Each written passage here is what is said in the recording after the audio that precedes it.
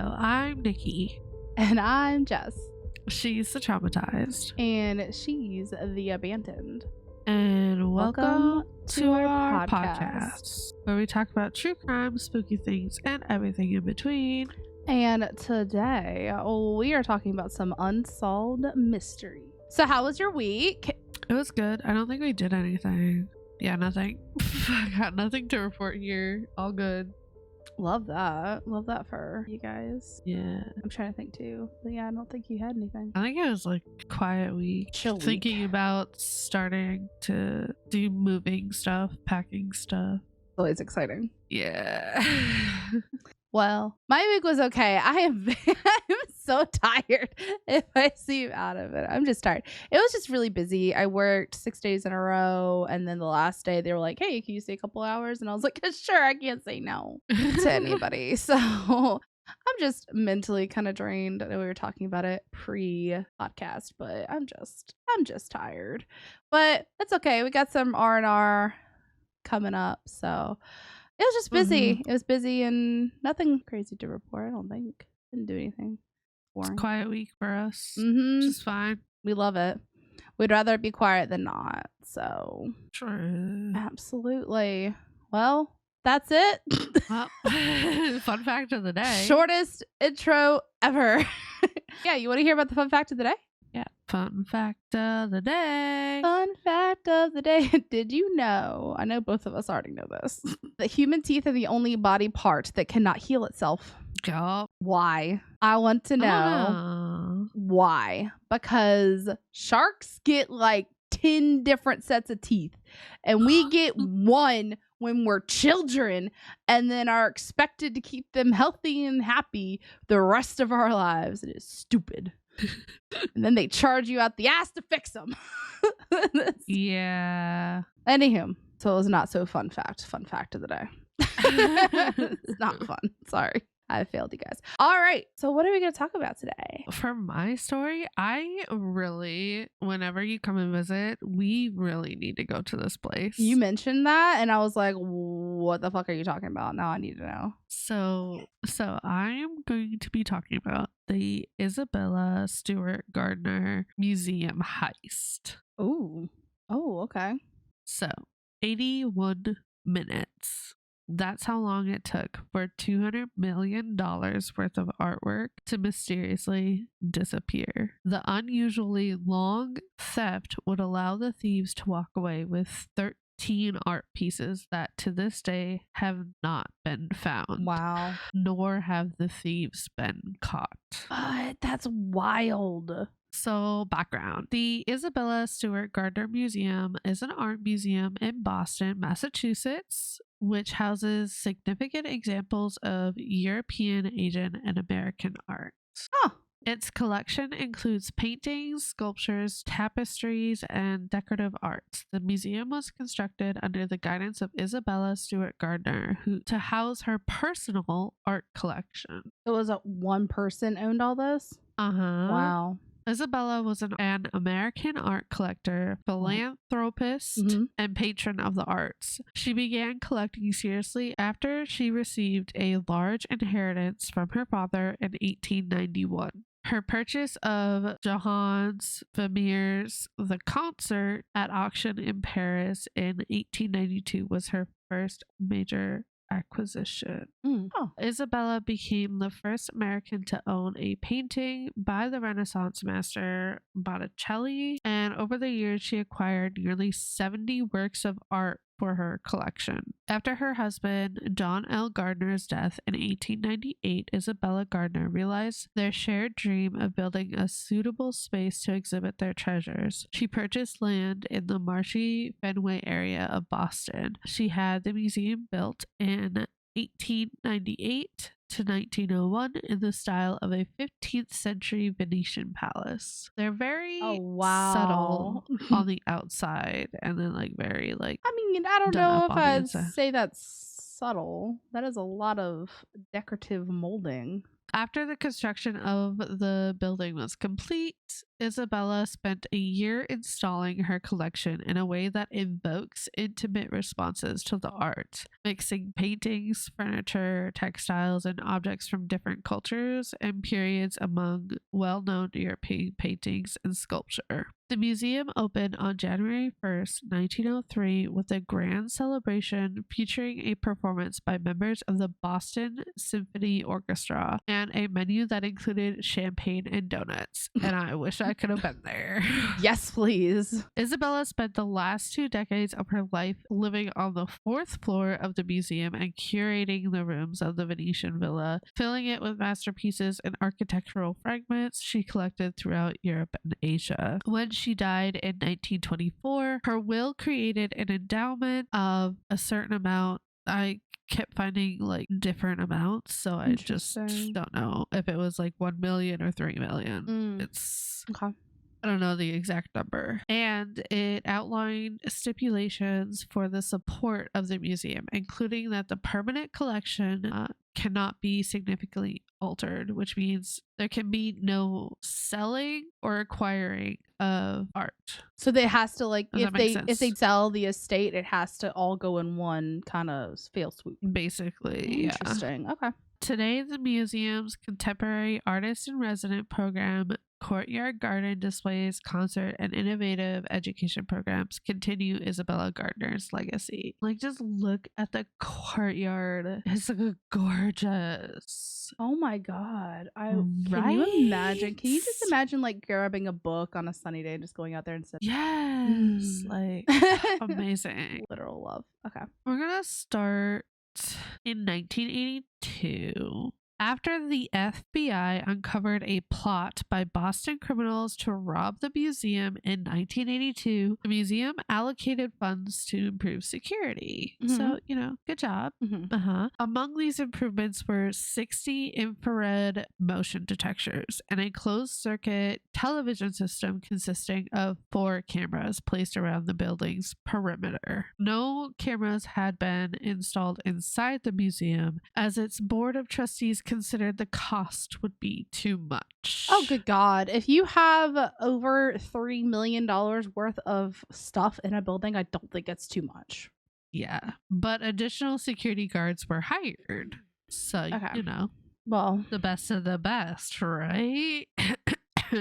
Despite these security improvements, the only way the guards could summon police to the museum was by pressing a button at the security desk. Other than that, the only other fail-safe system they had in place was the night watchman to place hourly phone calls with the police to indicate that conditions were normal. Also, the guards were not up to par. The board denied higher pay to attract more qualified applicants. So, the museum guards on duty the night were Rick Abbott, age 23, and Randy Heston, age 25. So he denied higher pay to attract better applicants? Basically, they weren't hiring the most qualified applicants for security guards. Yeah, that makes sense. Okay. Because I think Rick Abbott was just like a musician who picked this up as like a side gig for money. Nice. Basically. Okay. Rick was a regular night watchman for the museum, like I said, but March 18th was Randy's first time on the night shift. Ooh, okay. The museum's security policy required that one guard would patrol the galleries with a flashlight and a walkie-talkie, while the other would sit at the security desk. When Rick took the first patrol, he said fire alarms sounded in several rooms, but he could not locate any fire or smoke. He returned to the security room where the fire alarm control panel indicated smoke in multiple rooms, assumed that some type of malfunction had occurred, and disabled the panel before returning to his patrol. Before completing his rounds, Rick stopped at the side entrance of the museum, briefly opening the side door and shutting it again without informing head staff. Rick returned to the security desk around 1 a.m. and Hested resumed his patrol duties, so sits down, the other one gets up. and goes. Right. At 1:20 a.m., the thieves drove to the side entrance, parked, and walked to the side door. Now, something to kind of explain about this side door, it's what I would call a sally port door, which is it's two doors. You have an outdoor and an inner door. The outer door opens, closes, and then the inner door opens, closes. You can't have them both open at the same time. Okay. Make sense? Yep. These two people rang the buzzer, which connected them to Rick through an intercom. They explained to Rick that they were police investigating a disturbance and that they must be admitted. Now, another thing for context is this was the night of St. Patrick's Day. Oh. In Boston, Massachusetts. No. They party hard there. So you can kind of imagine what kind of night it was. So police walking up saying that there's a disturbance kind of doesn't really surprise me, you know what I mean? Yeah. And that they must be admitted. Rick could see them on the closed-circuited television wearing what appeared to be police uniforms. He was not aware of any disturbance, but he surmised that as it is St. Patrick's Day and somebody may have like climbed over the fence causing someone to report it to the police or something. Yep. So Rick admitted the men at 1:24 a.m. The intruders quickly overtook the guards. Basically, one of them, like, they come in, they're like, how's your night going? Blah, blah. Hey, you look kind of familiar. Do we have warrants for you? Why don't you step out from behind the desk away from that security button that would call for help? And then they're like, oh, call your buddy down. And yeah, so basically they handcuffed them. They wrapped duct tape around the head and eyes of the guards and led them to the basement where they handcuffed them to the pipes. Did you ever see The Town? Did you ever see the movie The Town? Oh, no. This is like what they did in the movie, so I wonder. So the thieves' movements throughout the museum were recorded on the infrared motion detectors. So we know that the first room that they stepped into was the Dutch room on the second floor. Okay. But these steps were not recorded until 1:48 a.m., about 20 minutes after they first entered the building. Why? Good question. They removed the storm on the Sea of Galilee and a lady and gentleman in black from the wall and threw them on the marble floor, shattering their glass frames. Using a blade, they cut the canvases out of their stretchers. This just hurts my soul. Oh my God. Yeah. They also removed a large Rembrandt self-portrait oil painting from the wall, but left it leaning against the cabinet. Either they forgot about it or they decided it was too much work because it was too big. And this one was painted on wood instead of canvas. Can you this might be a stupid question. Can you re-canvas them? I don't know. It would be kind of hard. So what's the purpose of taking them out of the canvas then? I guess they just didn't want to waste time with the frames. They didn't want to unhook the canvas from the frames. That's just rude. Okay. So that one was too large. The thieves instead took a small postage stamp size self-portrait etching of Rembrandt on display beneath the larger portrait. So they couldn't get the big one, so they just took a little one. On the right side of the room, they removed landscape with the obelisk and the concert from their frame. The final piece taken from this room was a Chinese Go? Like Van Gogh? Oh, no. Okay. Like a vase. Okay.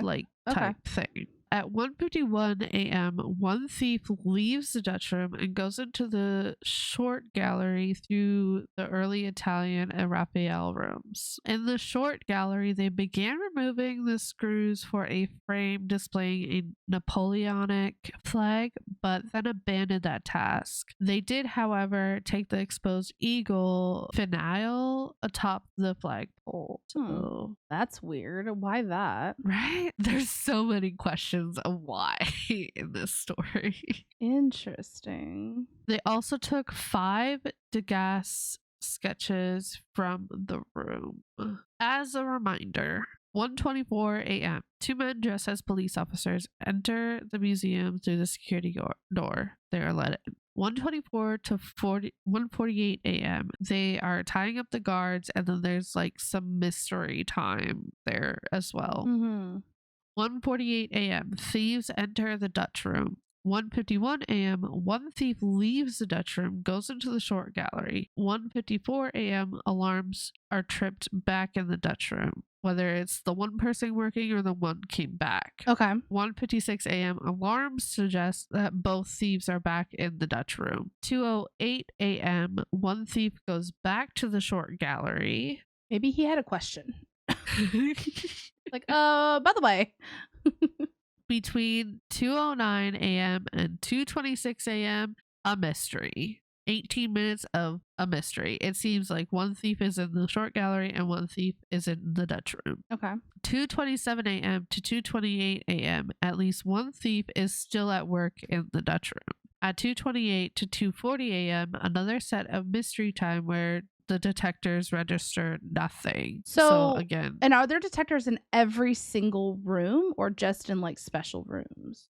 As to my understanding, there were either detectors in each room or detectors in front of paintings. Like if for like a normal day, detectors would like beep to warn you to step back from the painting. If like a viewer was getting too close to the painting, it would beep for them to like step back. Okay. Is what it kind of explained to me. So it sounded like they had a mixture of both motion detectors for rooms and for the paintings themselves. Okay, interesting. All right. So 2:40 a.m. the inside door opens and closes. So the side door to exit. The inside door opens and closes. 2:41 the outside door opens and closes. 2:45 a.m. the inside door opens again, followed by the outside door, suggesting the thieves leave separately within 4 minutes of each other. Okay. At some point, the work Chez Tortoni was also taken from the Blue Room on the first floor, with its frame left in the security room, which I did get a picture of that. But that's what I was wondering, like the blank spaces, if they were just like looking, they were in other rooms stealing shit. That's what I was wondering. Interesting. Okay. There were no alarms set off in the Blue Room, though. So that's like a little mystery. Weird, yeah. The thieves also took the video cassettes for the cameras and the printout of the motion detecting equipment. However, there was a hard drive that was untouched, and that's the reason why we have that information. Okay. Of all the motion detectors. Interesting. Investigate immediately. So the robbery, like I said, took a total time of 81 minutes, which is like years in robber time. Yeah. Like they took their time. Altogether, they took some $500 million in art, the equivalent to $1.2 billion today. Jesus. Making it by far the biggest art heist in history. Wow. That's actually insane. Discovery and investigation we're going to go into a little bit. The next guard shift arrived later in the morning and realized that something was amiss when they could not establish contact with anyone inside to get let in. They called the security director, who entered the building with his keys and found nobody at the watch desk before calling police. Police searched the building top to bottom and found the guard still bound in the basement. They walked into the Dutch room to see the golden frames thrown on the floor with the smashed glass and paintings having been viciously cut out of their frames. Wow. There was also a secret door in the Dutch room that was left open, which begged the question, how did the thieves know that there was a door there? Because of the museum's low funds and lack of insurance policy, the director solicited help from Sotheby's and Christie's auction houses to post a reward of $1 million within 3 days. This was increased to $5 million in 1997, and in 2017 it was doubled to $10 million with the expiration date for the end of the year. But although lots of tips were called in, nothing was like credible. Wow. The FBI took immediate control of the case, which is kind of sus, but on the grounds that the artwork could likely cross state lines. Investigators have called the case unique for its lack of strong physical evidence. It is unknown if the thieves left DNA evidence. Although fingerprints and footprints were found at the scene, it could not be concluded whether they were from thieves or from museum employees. So, yeah, there's like no physical evidence in this case whatsoever. That is insane. Crazy. Yeah. So, suspects. I got a list. Actually, it's not a list. I got one. Obviously, first an obvious suspect was Rick Abath. Yeah. Security guard Richard Edward Abath was investigated at the early stage because of his suspicious behavior on the night of the theft. While on patrol, Rick briefly opened and closed that side door, like we said before. Investigators think that this could have been a signal to the thieves, "Hey, I'm at the watch desk, come down." Rick said that this was a habit that he had in his routine, but this could never be proven through evidence or corroboration. Like asking other guards, "Hey, have you ever noticed he's done this before?" and stuff like that. Then there is the subject of the blue room, where one work was taken. The only one to enter was Rick during his patrol, and the frame being left on the security director's chair was seen as a slight because Rick and him did not get along. So was it him? In 2015, the FBI released a security video for the museum on the night before the theft, showing Rick admitting an unidentified man into the museum to converse at the security desk. Okay. Rick told the investigators that he could not recall the incident or recognize the man, and the FBI requested the public's assistance for then several former museum guards to come forward and identify the stranger as the museum's deputy security chief. So Rick was ruled out. It is also probably important to mention that he never really took his job too seriously and was kind of high or under the influence a lot of the time. Okay, but hear me out. He might not have even remembered the whole interaction the night before. But he would also be someone who knew about the hidden door. Yes. I'm still sus of him. Okay. He was ruled out. The FBI said he didn't do it, and he passed away, I think, recently.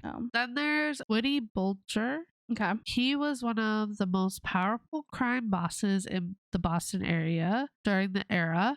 Heading the Winter Hill Gang. He denied involvement, obviously. Okay. But he had strong ties with the Boston police, which could explain how the thieves acquired legitimate police uniforms, or perhaps that real police were arranged to perform the heist. Okay. He also had ties to the Irish Republic Army, which, if he did do it, according to Charlie Hill, a retired art antiquities investigator for Scotland Yard, Bulger gave the Gardner works to the IRA, and they're most likely in Ireland. So that's one of the theories. Okay. Well, in 1994, a letter arrived at the museum. Museum director Anne Hawley received an anonymous letter from someone who claimed to be attempting to negotiate a return of the artwork. The writer explained that they were a third party to negotiate the return, and they wanted immunity for everyone involved and $2.6 million.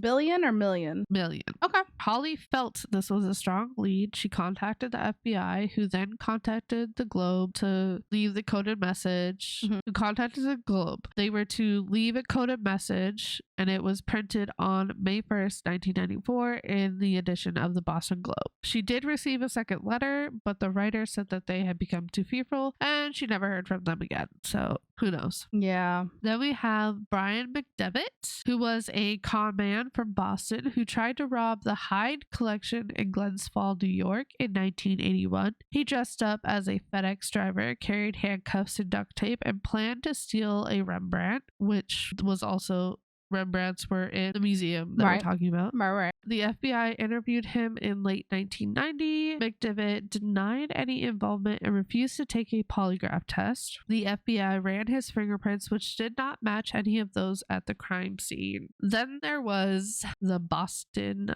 Mafia. Oh, okay. The FBI announced significant progress in their investigation in March 2013. They reported with a high degree of confidence that they identified the thieves, which they believe were members of a criminal organization based in the Mid-Atlantic and New England. They also felt with that same confidence that the artwork was transported to Connecticut and Philadelphia in the years following the theft and an attempted sale in Philadelphia in 2002. In 2015, the FBI stated both thieves were deceased, Though the FBI did not publicly identify the individuals, sources familiar with the investigation say they were associated with a gang from Dorchester. Basically, I could have gone into this, but I was already at like 2,000 words. So between the Italian mafia and the Irish mafia, it was just like this whole big mess of basically the artwork stolen to get out of jail. I don't know. It was just like so complicated and whatever. But basically at the end of the day, FBI thinks 2 mobsters like did the heist. I gotcha. And then were killed. Oh, one way or another. Gotcha. Okay. In their little war. Yeah. So I don't know about that. But the FBI says they know who did it, which I don't know, but that's suspicious to me. But anywho, to this day, none of the artworks have been found, not a single one of them, as Gardner's will decreed that nothing in her collection should be moved. The empty frames for the stolen paintings remain hanging in their respective locations in the museum as placeholders for their potential return. Wow, that is crazy. Right? The whole thing is a puzzling mystery and no one seems to have any fresh leads. Some people think the items are hiding in someone's attic. Others think the pieces have left the country and are hiding in a rich oligarch's house. Many believe the pieces are separated and are not all together. Well, what do you think?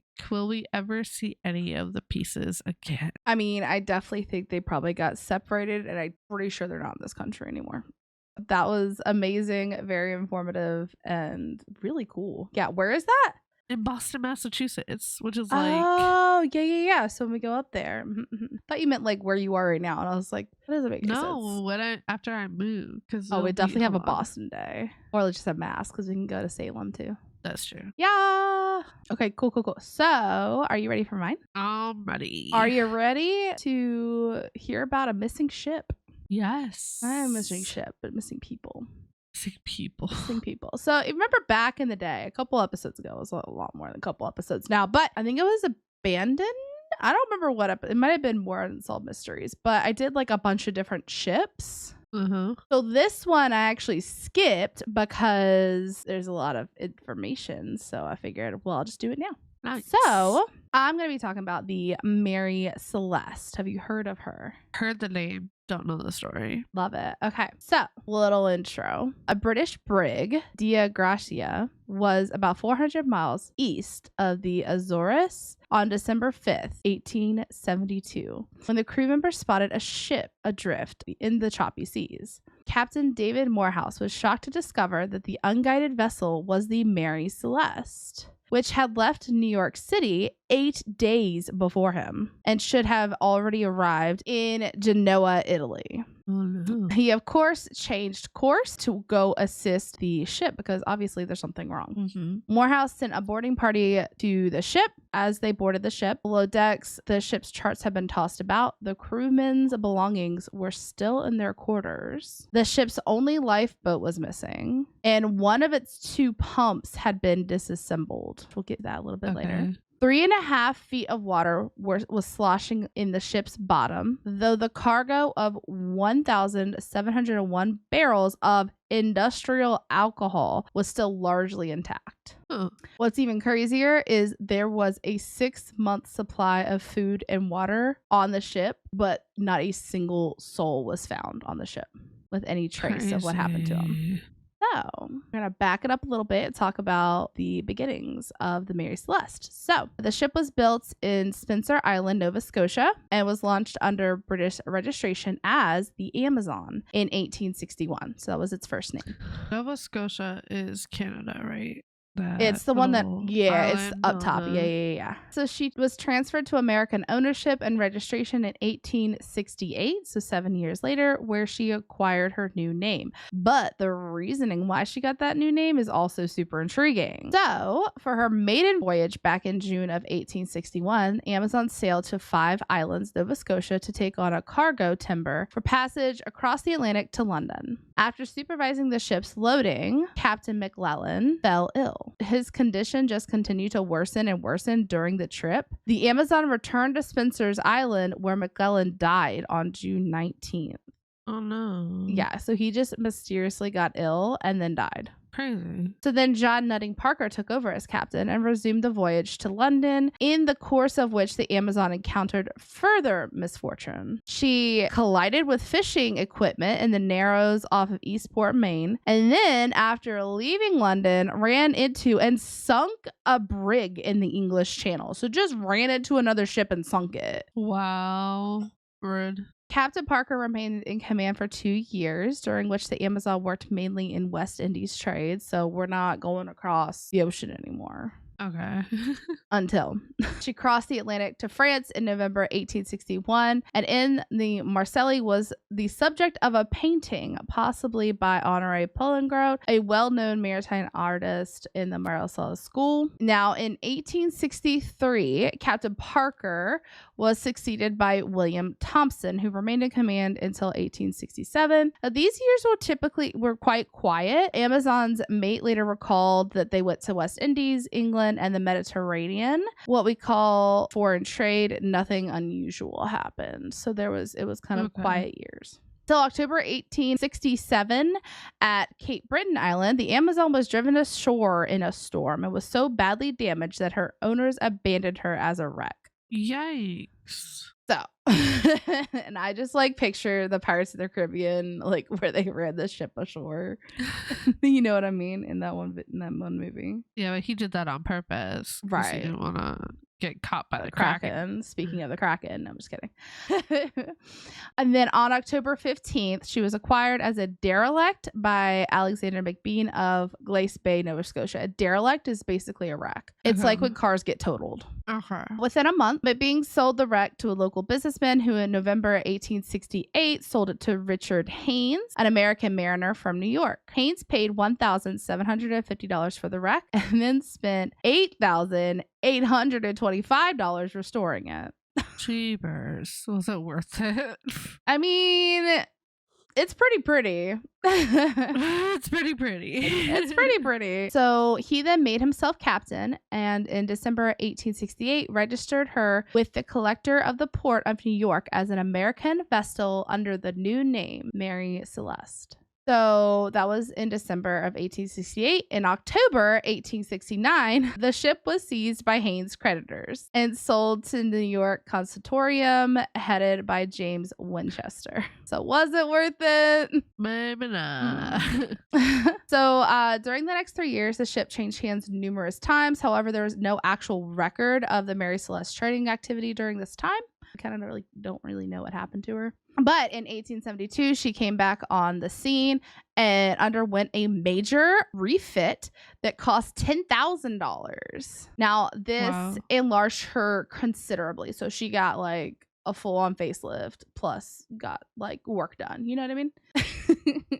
Oh, yeah. So her length was increased to 103 feet. Her breadth was 25.7 feet, and her depth was 17.2 feet. So she got some girth now. Among the structural changes, a second deck was added, and an inspector's report refers to extensions to the poop deck, new transoms, and replacement of many timbers. So this dude was like, we're gonna make this a ship. And that was early 1872.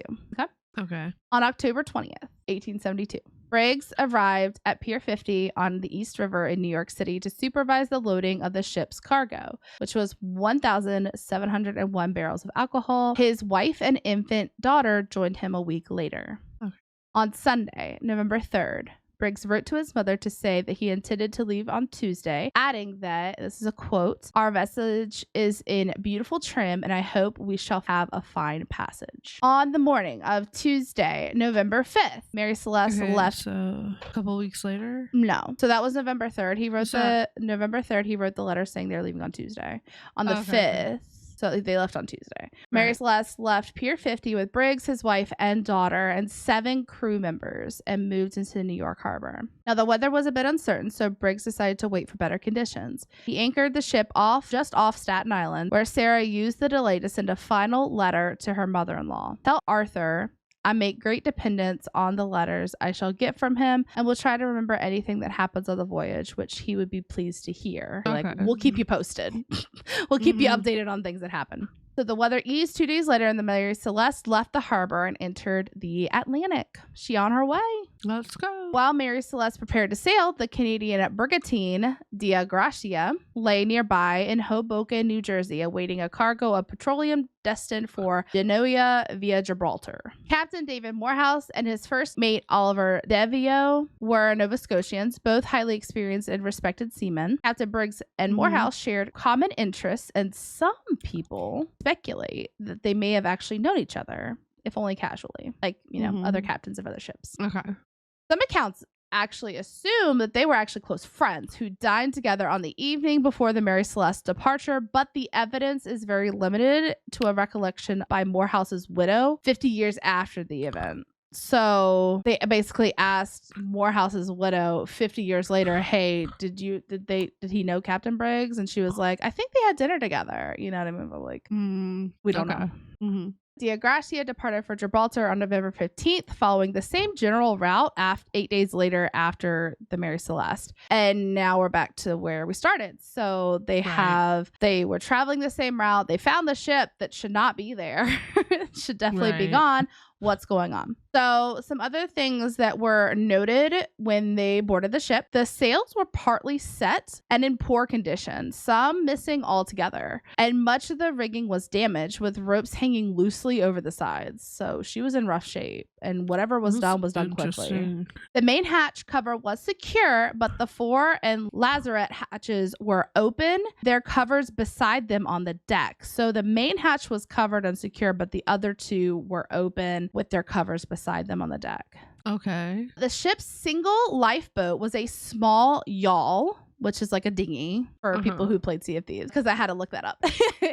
That had apparently been stowed across the main hatch, but it was missing. While the binnacle housing the ship's compass had shifted from its place and its glass covering was broken. Like someone tried to get the compass out of its casing, but they couldn't.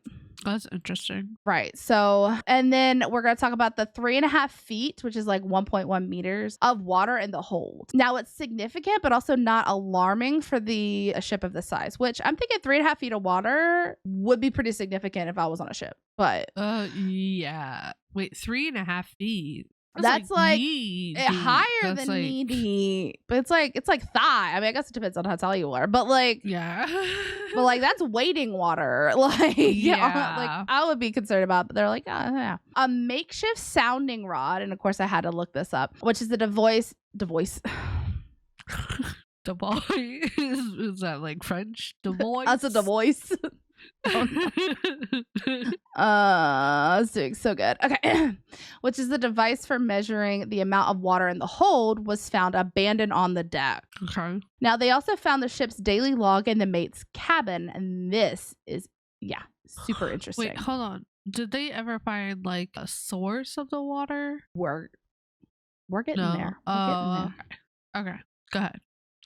The ship's daily log was in the mate's cabin, and its final entry was dated 8 a.m. November 25th, which was 9 days earlier. It recorded the Mary Celeste's position was 37 degrees north, 25 degrees west, and they were off the Santa Maria Island in the Azores. So they could see the shore of where they were going. It was on the horizon. Okay. Where the ship was currently was 400 nautical miles from where it was spotted 9 days ago. Or not spotted, but where it was like showed 9 days ago. Yeah. Okay. Then DeVoe, the first mate, he saw that the cabin's interiors were wet and untidy from water that had entered through doorways and skylights, but were otherwise in reasonable order. He had found personal items scattered about Briggs's cabin, including a sheathed sword under the bed, but most of the ship's papers were missing, along with the captain's navigational instruments.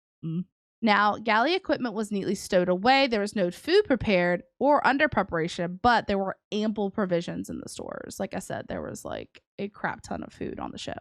There were no obvious signs of fire or violence. The evidence indicated an orderly departure from the ship by means of the missing lifeboat. And that is one of the main theories. Okay. Speaking of the theories. Okay, here we go. So the biggest one is foul play. We're gonna break that down a little bit. Okay. So some newspaper reports briefly suspected insurance fraud on the part of Winchester on the basis that the Mary Celeste had been heavily overinsured. Okay. So now Winchester was able to refute these allegations, and no inquiry was instituted by the insurance companies that had issued the policies, which is suspicious to me. They were just like, okay, we believe you. Cool. Okay. And Winchester was who owned it, not the captain, but it was who owned it, like the company who owned it. Right. Okay. Now, in 1931, an article in the Quarterly Review suggested that Morehouse could have lain in wait for the Mary Celeste, then lured Briggs and his crew above the Dalgratia and killed them there. So the ship that found them was actually was like more like a ship for hire. And so they went and killed everybody, and then the people who got the insurance money off of it. What? That makes no sense. Now, Paul Begg argues that this theory ignores the fact that the Dalgratia was the slower ship. She left New York 8 days after the Mary Celeste departed and would not have caught up to the Mary Celeste before she reached Gibraltar. So that just literally makes no sense. Yeah, You're stupid. Okay. You're stupid. Another theory suggests that Briggs and Morehouse were partners in a conspiracy to share the salvage proceeds, although no evidence existed of the friendship between the two captains. Again, there was the one like widow who said, oh, they might have had dinner once or twice, but like no actual evidence. Hicks also comments that if Morehouse and Briggs had been planning such a scam, they would not have devised such an attention-drawing mystery, because this is like, what the hell happened to all these people? Like, if they were trying to scam people, they wouldn't. Yeah.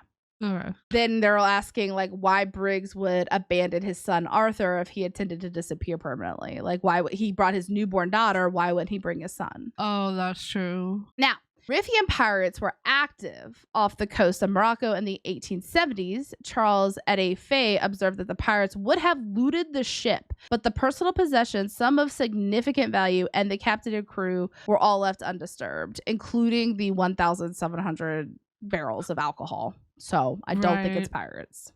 Now, in 1925, historian John Gilbert Lockhart surmised that Briggs slaughtered all on board and then killed himself in a fit of religious mania. But like, where's the bodies and the blood and the gore? And there's no way he can clean up an entire ship by himself. Yeah. So Lockhart later spoke to Briggs's descendants and then had to apologize and withdrew this theory in a later edition of his book. Okay, so the biggest theory, and the one I honestly pretty much believe in, is lifeboat. Okay. Right? Missing lifeboat. Obviously, they got on it, sailed away, and something happened to him. But like, why get on the lifeboat?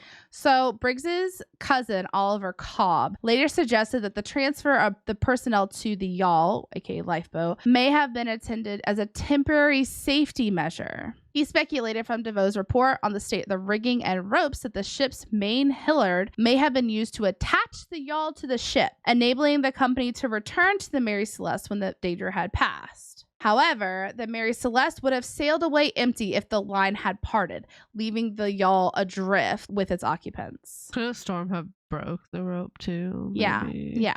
Beggs notes that it would be illogical to attach the yawl to a vessel that the crew thought was about to explode or sink. So why would they abandon the ship but then want to stay attached to the ship? Okay, that's where I was like getting confused. I was like, wait a minute. Because if it's going to sink, you don't want to be attached to a ship. Wouldn't it sink you too? Like, unless you like are going to cut it. You're worried about it sinking, so you're like, we're just in case we go to the emergency lifeboat. And then like you see it sinking, so you cut it. You know what I mean? Maybe. I don't know. So MacDonald Hastings argues that Briggs was an experienced captain who would not have led a panicked abandonment, writing, this is a quote, "If Mary Celeste had blown her timbers, she still would have been a better bet for survival than the ship's yawl." So yeah, even if shit was going down, bigger ship would have been a better chance for survival. Yeah. According to Hastings, if Briggs had relied on the ship's boat for survival rather than on Mary Celeste, he would have, quote, behaved like a fool, worse, a frightened one. So he's basically like, yo, if he actually told everybody to get on this damn lifeboat because that was the better bet, like, he's stupid. Yeah. Okay. All right. Then Arthur N. Putman, a New York insurance appraiser, was a leading investigator in many sea mysteries in the early 20th century, wrote a similar lifeboat theory stressing that only a single lifeboat was missing from the vessel. Now, he discovered that the boat's rope was cut, not untied. I thought they only had a single. It was, yeah, but it was the single lifeboat that was missing. Okay. But the rope was cut, not untied, which indicated that the abandonment of Mary Celeste was performed quickly. So they were like, fuck this. We don't even have time to untie it. We got to cut it. We got to go. I was just like, what could have like caused such a panic to do that? Like, I don't know. So the ship's log contained several mentions of an ominous rumbling and small explosions from the hold. Although cargoes of alcohol naturally emit explosive gases and sounds are commonly heard. I'm like, fuck that. I am not floating on a ship, on a wooden ship. Explosions. Like, what would be causing? He supposes that there had been a more intense explosion, and in response, a sailor ventured below deck with an open flame or a lit cigar that ignited the fumes, causing an explosion violent enough to dislodge the top of the hatch, which had been found in an unusual position. Okay, but like, wouldn't there have been like scorch marks or burn marks or something if something like that had happened? Absolutely. So that's the. And they didn't find anything like that. Nope. Putman also concluded that in panic terror, the captain and his family and crew boarded the lone lifeboat, cut the rope, and abandoned the Mary Celeste. But like you just mentioned, there was no evidence of any sort of explosion in the hold. Makes sense. Now, the last one, which would be natural phenomenon. This is the most plausible, like a storm or something. Yeah, maybe, but not. Yeah. The Kraken. That's what I said. Speaking of a Kraken, commentators generally agree that some extraordinary and alarming circumstances must have arisen to cause an entire crew to abandon a sound, seaworthy ship with ample provisions. Again, when they found the ship, there was no damage to it. There was a little bit of water in the hold, but like nothing crazy, and it had so many provisions. So it's not like they were worried about starving to death. And you said there was no source of the water? It was just there? It's just there. Oh, this is insane. Yeah. DeVoe ventured an explanation based on the sounding rod found on the deck. So remember the abandoned sounding rod, and again, that was a homemade device to measure the depth of the water on the ship. Okay. He suggested that Briggs abandoned the ship after a false sounding because of a malfunction. Perhaps one of the pumps that had created a false impression that the vessel was rapidly accumulating water. Oh, okay. A severe water spout strike before an abandonment could explain the amount of water on the ship and the ragged state of her sails and rigging. Okay. So the low barometric pressure generated by the spout could have driven water from the bilges, I think I'm saying that right, up into the pumps, leading the crew to overestimate the amount of water on the Mary Celeste and believe that she was in danger of sinking. So again, a water spout is basically a water tornado. Those of you don't know. And so the low barometric pressure generated by the spout could have driven the water from up into the pumps, which then if it could have set off some alarms. Don't know though. Other explanations could include a possible appearance of a displaced iceberg, the fear of running aground while becalmed, and a sudden submarine earthquake. So those are the other possibilities. What's a submarine earthquake? Oh, like underwater earthquake? Yeah, an underwater earthquake where it like started shaking and moving and stuff like that, yeah. Hydrogeographical evidence suggests that an iceberg drifting so far south was improbable and other ships would have seen it. So there goes that. Okay, right. Now, Begg gives more consideration to the theory that the Mary Celeste began drifting towards the Della Barrett Reef off the Santa Maria Island when she was abandoned. So that theory suggests that Briggs feared the ship would run aground and launched the yawl in hopes of reaching land instead of running aground on the reef. Okay. Now, the wind could have lifted and blown the Mary Celeste away from the reef while the rising seas swamped and sank the yawl. Now, the weakness in this theory is that if the ship had been becalmed, all the sails would have been set to catch any available breeze, yet it was found with many of its sails furled. So weird.